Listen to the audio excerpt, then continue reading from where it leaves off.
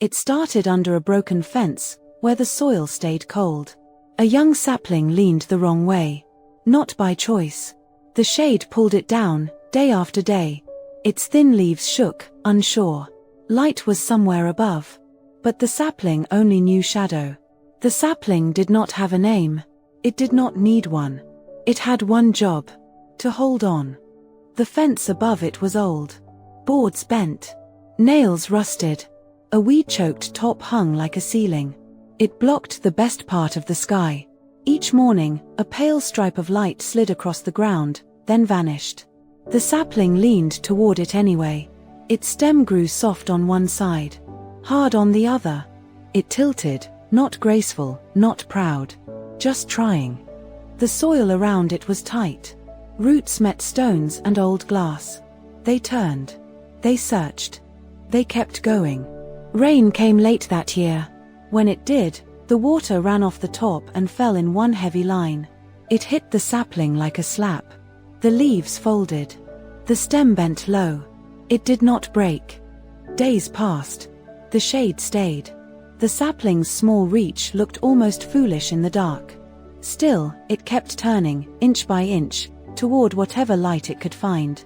Inner struggle growth pressure, 225 to 230 words. As the weeks warmed, the top began to sag. It trapped heat. The air under it felt thick. The sapling held that heat in its leaves. It could not move away. It could only adjust. It grew slower now. Each new leaf cost more. The sapling held them close, as if wasting less might save it. The stem tightened. The bend became a curve with purpose. Above, the fence creaked at night. Wind pushed it. The top snapped and whispered. Sometimes a corner lifted. A sudden beam would cut down like a spotlight. The sapling would turn into it. Then the beam would leave. And the sapling would remain angled, waiting. One afternoon, a heavier storm arrived. The top filled with water. It bulged like a dark lung. Then it tore. The rip was small, but it changed everything. Light spilled through in a sharp, clean triangle. The sapling froze in that brightness. Not from fear. From focus. It sent its next growth toward that opening with quiet force.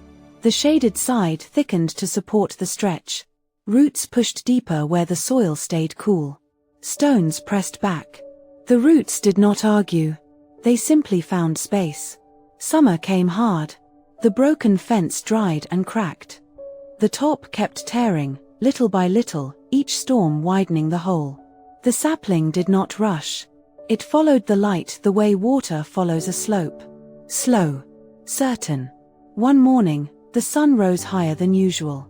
The triangle of light became a doorway. The sapling's top leaves finally crossed into open air.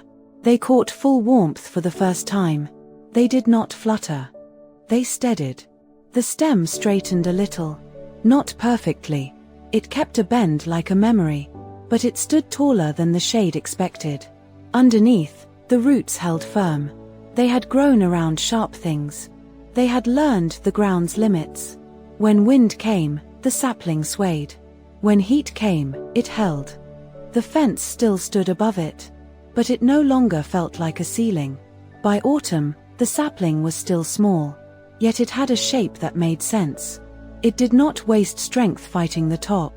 It used the small openings it was given.